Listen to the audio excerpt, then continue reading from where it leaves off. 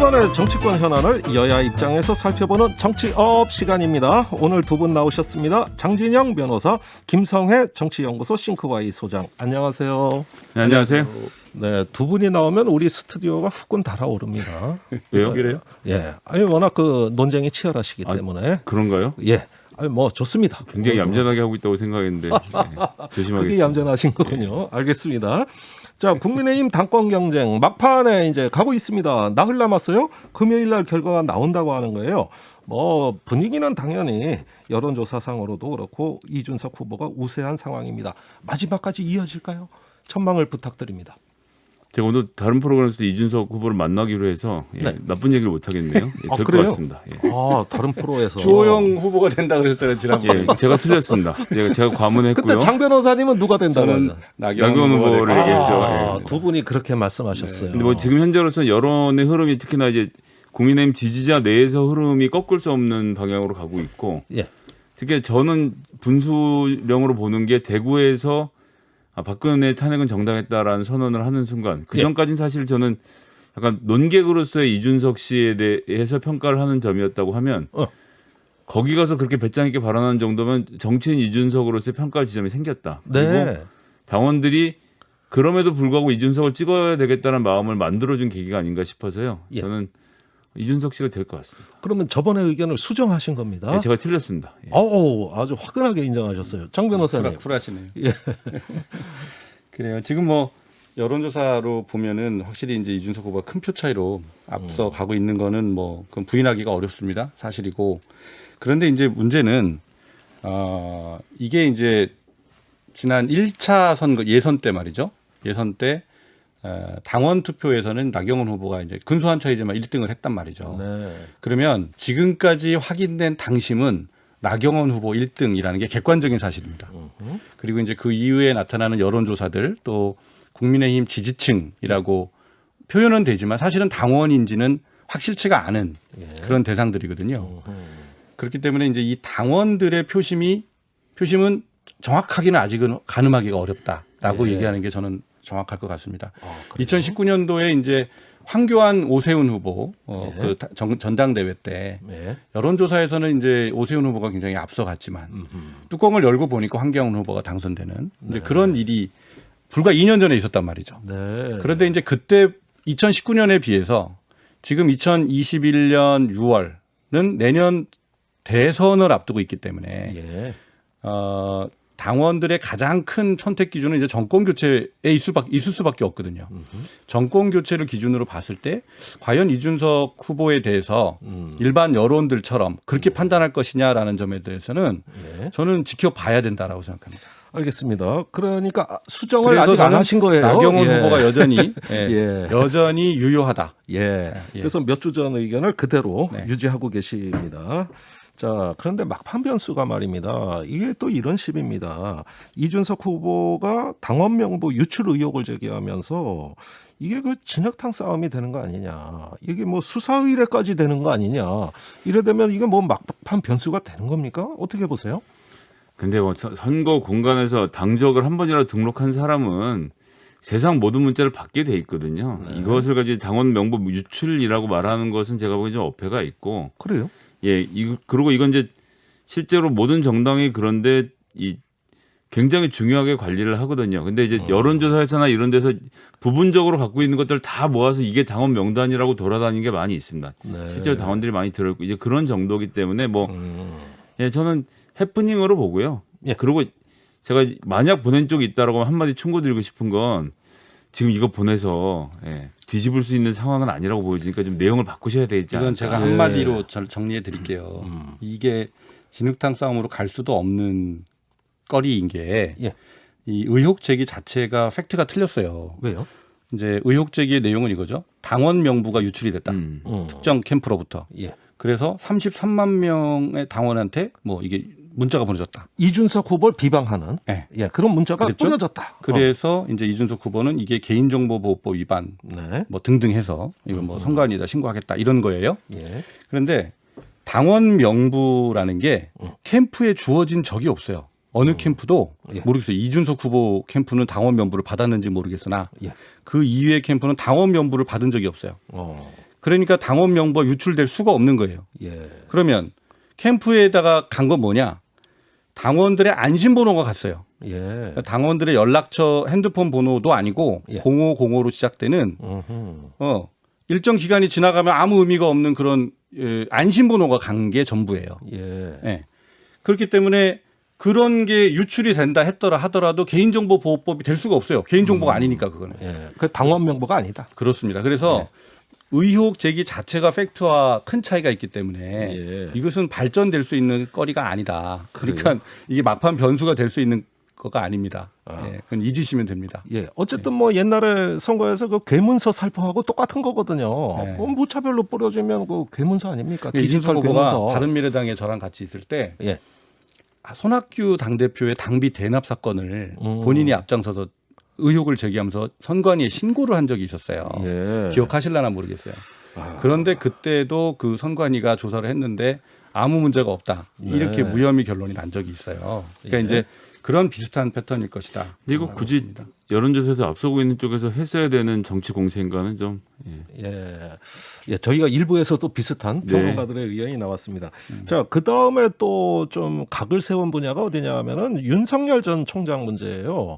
나경원 후보 측에서 그 윤석열 총장을 배제하기 위한 연대가 있다 이러면서 김종인, 이준석 이 연대를 공격했어요. 이건 또 어떻게 봐야 됩니까? 저는 기본적으로는 이게 참 웃음이 나오는 얘기인데 김종인 전 비대위원장이 안상수 전 인천시장을 만나서 들었는데 검사가 안 된다라고 얘기한 거에서 이어서 그럼 윤석열을 김종인이 싫어하니까 김종인 비대위원장이 이준석 씨하고 함께 할 거니까 배제할 거 아니야. 이렇게까지 이어져야 되는 거 아니에요. 예. 이렇게 복잡한 얘기를 알아들을 수 있는 사람이 없고요. 그리고 예. 이준석이라는 사람이 어찌됐거나 앞으로 정치를 해야 되는데 본인이 지금 주요하게 내세우고 있는 키워드가 공정 아닙니까? 공정. 공정인데 특정 후보를 지금 배제하는 모습을 보이면 앞으로 정치 인생에 뭐 모르긴 몰라도 20, 30년 남으신 분인데 여기서 지금 윤석열 씨를 배제를 해서 본인이 정치권에서 물러난다? 글쎄 참 잘 안 그려지는 그림이에요. 예. 그러면 나경원 후보 왜 그런 말을 합니까? 그러니까 이게 몇 가지 이제 발언들 때문에 그렇죠. 제일 눈에 띄는 거는 이제 김종인 전 비대위원장께서 네. 별의 순간을 잡았다 이렇게 아주 높이 평가했던 그 윤석열 전 총장에 대해서 네. 이제 관심이 없다 이렇게 예. 그리고 뭐 그 검사가 곧바로 대통령이 된 얘가 동서고금에 없다 예. 이렇게까지도 음흠. 굉장히 좀 세게 말씀을 하셨잖아요. 그래요. 그러니까 이제 그건 누가 봐도 입장이 왜 이렇게 저렇게 바뀌었을까? 김종인 대표 굉장히 서운하신가 보다. 예. 이렇게 이제 읽을 수 있는 일들이 일어났잖아요. 네. 그런데 이제 그 이준석 후보 쪽에서 이준석 후보 입에서 이제 어떤 얘기들이 계속 나오냐면 그 윤 총장에 대해서 뭐 그 주머니 3개를 주겠다 이런 얘기도 나오고 예. 그 장모 사건을 그 해결할 수 있는 주머니 3개를 주겠다라든지 네. 또는 또 그 다음에는 그 윤석열 전 총장이 장모 사건에 대해서 결과적으로 책임을 져야 될 것이다. 이런 네. 책임론까지 제기했단 말이에요. 예. 그 말은 뭐냐면 윤석열 전 총장을 도와주는 것처럼 보일 수는 있지만 사실은 윤 총장 쪽에서는 혐의 자체를 부정하고 있는데 예. 혐의가 있는 것을 전제로 해서 그것을 빠져나갈 비책을 주겠다. 아. 그리고 그 책임질 수도 있다. 뭐 이런 식으로 얘기를 하니까 예. 윤 총장 쪽에서는 굉장히 듣기가 거북할 수밖에 없는 거죠. 네. 그러면은 그래요. 이 흐름들을 종합해 보면 저 이준석 후보가 유승민 저 후보하고 대통령 이제 대선 후보인데 예. 되게 가까운 분인데 이렇게 벌써부터 내가 입당하기 전부터 이렇게 견제를 하나 음흠. 이런 생각을 할 수밖에 없는 겁니다. 그래서 이런 얘기들이 나오는 거죠. 그래서 공정한 대선 관리가 예. 가능하겠냐 이런 이제 얘기가 나올 수밖에. 아니 없는 이해는 갑니다만은 우리는 전당대회 이후가 또 관심사 아니에요. 사실 그러면 윤석열 전 총장이 국민의힘에 입당하냐 이게 초미의 관심사인데 지금 그런 말들이 나오면은 입당할 것도 좀 늦출까? 어떻게 좀 달리 생각해 볼까? 뭐 이럴 가능성 없는 겁니까?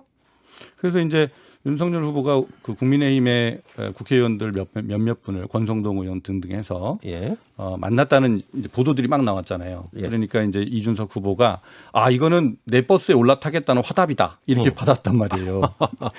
그런데 그것에 대해서 이제 윤석열 총장이 오늘 아침에 중앙일보에 예. 본인의 아주 친한 친구인 그 연대 이철우 네.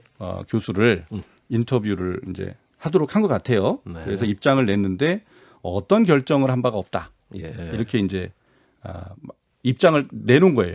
공식적인 그렇군요. 입장 같은 거죠. 그래서 지금 이준석 후보가 이제 그렇게 김칫국을 마시고 또 확대 해석하는 것에 대해서 네. 경계를 하고 그렇게 하지 않았으면 좋겠다라는 자기 입장을 분명히 한 거죠. 네. 우리 김성애 소장님 어떻게 보십니까? 일단 윤석열 전 총장이 지금 주로 만나는 사람들이 탄핵 찬성파 의원들이에요. 그리고 그런 의미에서 조금 전에 말씀드렸던 대로 대구에서 탄핵이 정당했다고 이준석 후보가 이야기라고 이 정당했다는 판단이 유권자들로부터 선택을 받으면 윤석열 전 총장으로부터는 박근혜를 수사했던 인물로서의 큰 산을 하나 넘는 거거든요.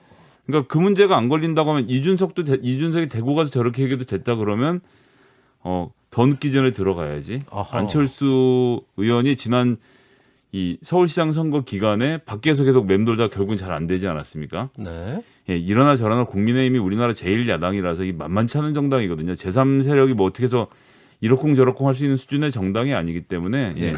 전 주변에서는 들어가시라고 권하고 있을 것 같은데 뭐 예. 결정 못했다는 얘기 전 진심이라고 생각하지만 6월 중엔 그래도 아하. 결단을 해야 되지 않을까. 예. 벌써 뭐 6월 중순으로 가고 있어요. 네. 윤석열 전 총장 입장에서 한번 생각을 해보면 자기의 이제 인생을 걸고 하는 모험이 시작되는 거 아니에요? 네. 그러면 적어도 자기한테 무슨 혜택을 준다든지 이제 이런 것까지 바랄 필요는 없어요. 그분 뭐 지금 현재 지지도만 보더라도 그러나 이게 이제 반기문 전 유엔 사무총장의 예를 보더라도 그 높았던 고공 지지율이 떨어지는데 며칠 안 걸리는 거거든요. 네. 그게 정치판인데 그렇게 이제 무서운데죠. 그래서 본인에 대해서 공정하게 관리될 수 있는 그런 환경이라는 게 확인이 되지 않으면 네. 섣불리 들어오기가 어려운 거예요. 그만큼 그래요? 무서운 곳이기 때문에. 아니 정 변호사님도 정치권 계시면서 정치권 그렇게 공포스럽게 묘사하시면 어떡합니까? 그 반기문 전 총장의 예가 있지 않습니까? 네. 그래서 정치권에 처음 들어오는 분들, 안철수 네. 대표도 마찬가지예요. 그렇게 많이 고생을 했잖아요. 근데 그렇기 때문에 그런 전례들을 보면서 더더욱 본인이 숙고하고 고민할 수밖에 없는 상황일 거다. 예. 그래서 신뢰를 주는 게 굉장히 중요하다. 아, 그 뭐 쉽지 않은 진입 과정인데 그 윤석열 전 총장의 장모 문제는 어떤 변수가 될까요? 전 10원 한 장 발언 때문에 완전 망쳤다. 완전 망쳤다. 그러니까 10원 한 장 발언을 안 했으면 예. 그러니까 이 발언이 전 듣고 정말 깜짝 놀랐는데 10원 한 장이란 얘기를 하는 얘기는 거꾸로 하면 내가 알아봤는 데를 앞에 깔은 거거든요. 예. 그러니까 윤석열 전 총장이 자기 장모에 대해서 남에게 10원 한 장 피해 입힐 예, 뿐이 아니다. 이렇게 그렇죠. 발언하신 거 얘기입니다. 피해 필분이 아니다라는 항변을 함으로써 내가 알아봤더니 죄가 없더라라고 검찰 전 총장이 선언을 한 거고 예. 지금 재판 진행 중이고 이거 재판하고 있는 공판하는 공판 검사들 얼마나 압박을 받겠습니까? 네. 그런데다가 어쩌다 어떻게 됐건 간에 10원 한 장 이상의 피해를 본 피해자가 입증이 되면 그 뒤엔 또 뭐라고 하실 건지 사실 이런 문제는 그냥 입을 과묵하게 다물고 있는 게 제일 좋은데 아직 예. 그 검찰총장으로서 어떤 이 자세를 못 버리신 게 아닌가 싶습니다. 그래요. 정 변호사님. 예, 저도 뭐 김성현 소장님 말씀에 동의합니다. 이 그렇군요. 부분은. 그러니까 알겠습니다. 이거는 적절치 못한 발언 같아요. 그냥 네. 본인은 가만히 계시는 게 예. 본인의 검찰이 어쨌든 기소를 한 부분 아니에요? 그러면 예. 그 존중해줘야죠. 예. 이거를 비판하면은 지금 문재인 정부에 대해서 본인이 비판하고 국민들이 비판하는 거하고 다를 바가 없는 거죠. 예. 알겠습니다. 이 부분은 뭐 의견이 같으시니까 그냥 넘어가고요. 주제를 조금 바꿔보겠습니다. 소위 방탄검사단이다. 이런 말이 정치권에 유행을 합니다. 이번에 그 검찰 고위직 인사에서 이성윤 지검장이 고검장으로 승진하고 또 박범계 장관의 측기는 이정수 법무부 검찰국장이 그 이성윤 지검장 자리로 갔어요. 어떻게 보십니까? 장 변호사님이 먼저 얘기하셔야 되겠네요. 정말 이런 일은 일어나지 않기를 바랬는데 어떻게 해서 이런 일이 벌어졌는지 이거를 어떻게 나중에 감당하려고 하는지 문재인 정권이 저는 그거를 정말 묻고 싶어요. 예. 선을 넘어도 너무 한참 넘었다라는 건데요. 자, 보세요. 법무부 장관 피고인이에요. 네. 법무부 차관 지금 사표 수리됐지만 직전 법무부 차관도 사실상 피고인이었어요. 네. 예, 혐의가 거의 확정된 그 택시 기사 사건 예, 말이죠. 택시기사 폭행 사건으로 예. 굉장히 중죄입니다. 그거 특가법. 그리고 검찰 2인자인 서울중앙지검장 이성윤 이분도 피고인이었죠. 근데 이렇게 되면은 이 검찰이나 법무부가 피고인 지도부를 가지고 지금까지 온 거거든요. 네. 이런 일은 아무리 양보를 하고 또 이해해 주려고 하더라도 예. 도저히 받아들일 수가 없는 그런 국민의 법감정하고 벌어도 한참 먼 그런 일들이 그거를 지금이라도 저는 해소를 하기를 바랬는데 예. 오히려 이성윤 중앙지검장을 고검장으로 영전을 시키면서 예. 이제 일을 완전히 더 악화시켰는데 이쯤 되면 왜 대체 저렇게까지 할까라는 걸 생각을 할 수밖에 없고 네. 이성윤 지검장이 이 정부에 대해서 뭔가 약점을 쥐고 있는 것 아닌가. 그래서 도저히 내칠 수 없는 그런 사정이 있는 것 아닌가라는 예. 그런 의심까지 할 수밖에 없는 예. 그런 일들이 이제 이번에 벌어진 겁니다. 알겠습니다. 자, 우리 또 반론도 들어봐야죠, 김 소장님. 예, 뭐 이 사건의 본질은 김학의 씨가 변장해서 출국하려고 하다가 현장에서 걸리면서 출국 금지를 시켜야 되는 거 아니냐라는 것이 벌어졌던 소동의 한복판에 있었던 일이고 그것에 뭐 절차적 문제를 여기서 따질 문제는 아니지만 그랬으니까 네가 보고를 받았는데 그렇게 했으니 너는 기소라고 했는데 같은 지휘란에 있었던 윤대진 검사나 다른 사람들은 공수처로 또 이관을 했죠. 한 사람만 기소를 한 건 이거 뭐 검찰이 인사권이 나한테 있다는 선언이고 조국 장관에 대한 기소나 또 청와대 비서관들에 대한 기소를 포함해서 정치적인 쟁점으로 몰고 가려는 일이기 때문에 네. 청와대가 그런 것까지 고려해서 인사를 할 수는 없었다 이렇게 생각합니다. 네, 고려해서 한 것이다. 자, 좋습니다. 그렇다면 이번에 그 김학의 전 차관 불법 출금 의혹뿐만 아니라 월성원전 사건, 청와대 하명 수사, 이 정권 수사가 즐비합니다. 이런 데는 영향이 없을까요? 이번 인사가 강력한 영향을 미친다고 봐야죠. 그리고 그렇게 영향을 미치기 위해서 이번 인사를 했다. 박범계 법무부 장관은 사심이 1g도 없다 이렇게 얘기했던가요? 예. 그렇게 얘기는 했지만 물론 이제 사심은 아닐 거예요. 자기 사적인 이해관계는 아니니까. 그러나 정권의 이해관계가 100% 반영된 그런 인사이다. 왜냐하면 지금 월성원전이나 그 울산 선거 부정 사건이나 선거 개입 사건이나 김학의 사건 이런 것들을 담당하고 있었던 분들이 전부 다 영전을 했단 말이죠. 그 말은 정권에 복종하면은 출세하고 정권에 반항하면은 너는 좌천이다. 이런 메시지를 이거 이상 강력하게 보여줄 수는 없는 거거든요. 네. 그렇다 그러면 이제 그 검사들도 공무원이란 말이죠.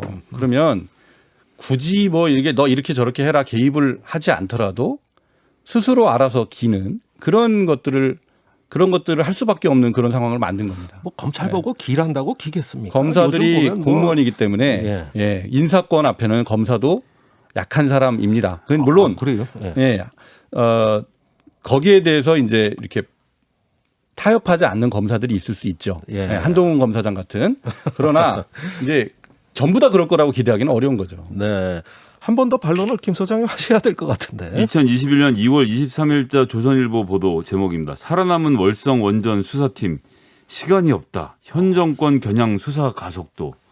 2월이에요. 2월부터 시작해서 지금 4개월째 가속도를 냈는데 뭘 못하면 이것을 탄압 책임으로 묻는 거는 저는 말이 안 된다라고 생각하고요.